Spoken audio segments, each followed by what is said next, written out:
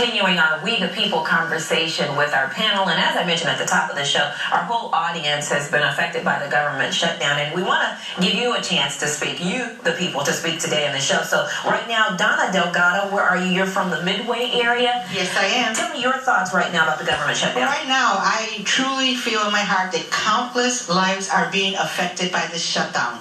Is there no compassion for all these people that are doing without?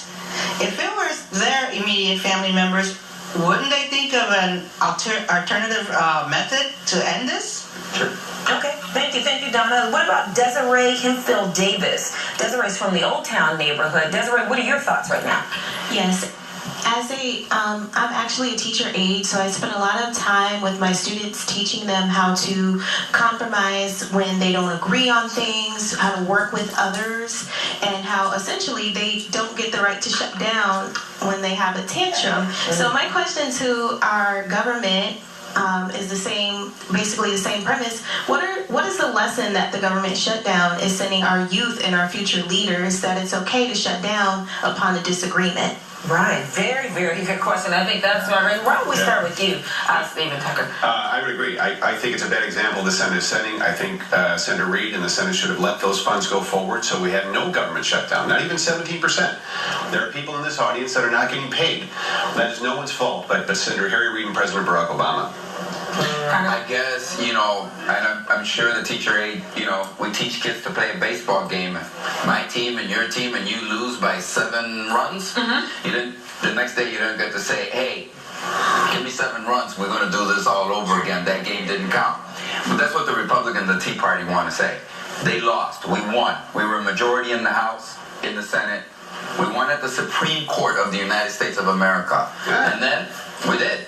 It's a even question is a Supreme Court decision. You do, because they rewrote the law illegally, Congressman. You know that. Now the Supreme Court, you know that. Look, if the media's not with you, it's the media's fault. If the Supreme Court's not with you, it's the Supreme Court's fault. All I'm trying to say is, look, we won. But there was an election on November 6th. 5 million more people voted for Barack Obama. How about Gina weigh in? Hold on, G, go ahead, G. Go ahead. Okay, first, I think we get off the topic because the fact is our entire healthcare system is broken.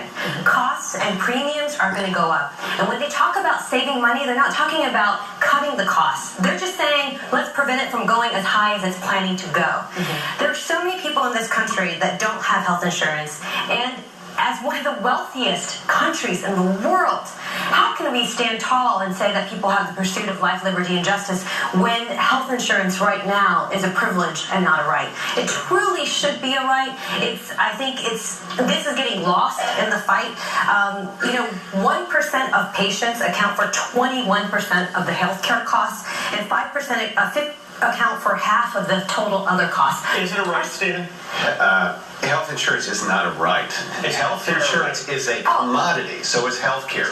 Free speech is a right. You love commodities because you love free market exchanges. So in fact, these exchanges that are being set up, you should ignore Those are them. not free market exchanges. They have piled on 65 quote-unquote free preventive care mandates, which have driven up the cost of health insurance. They've driven 13 health insurance companies out of the business, which is less competition, right?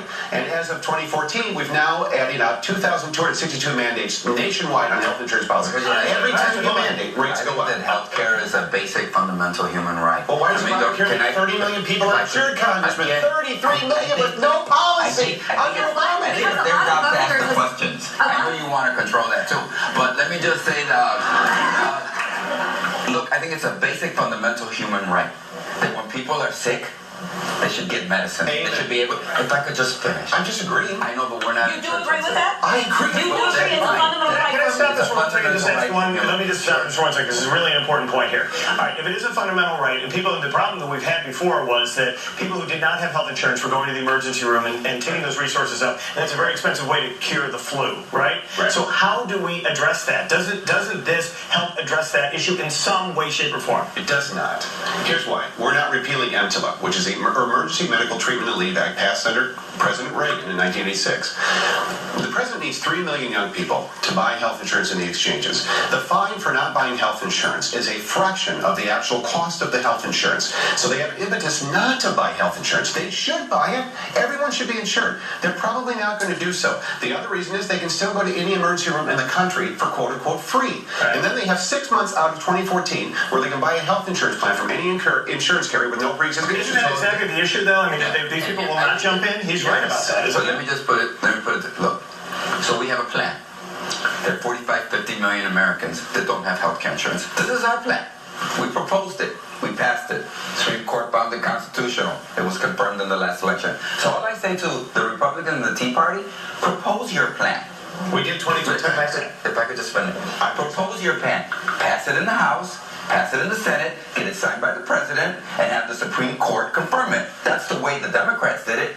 We believe in democracy. We follow the rules. All we're asking you to do, if you don't like Obamacare, follow the same rules and metrics that the Democrats got in order to pass Obamacare. Congressman, during our live show, we asked you specifically about giving up your paycheck, and you didn't give him a chance to answer, so please answer that. No, I think that the Congress of the United States should seriously begin to consider not getting paid. If they cannot do the work, Think the resolution will come quicker? I think, you know what? I don't think here's why I don't think the resolution will come quicker. Because I think there is an ideological divide that is so deep. It is so deep that it's not about money. It's not about getting paid. It's about how you see fundamentally the future of America. And I will say this. Look, there is a small group in the Republican caucus. There are 30 to 45 of them. They're members of the Tea Party. They run the show. It is very clear that when Senator Ted Cruz said, well, I can't get this done in the Senate, he said, it will be in the hands of my colleagues out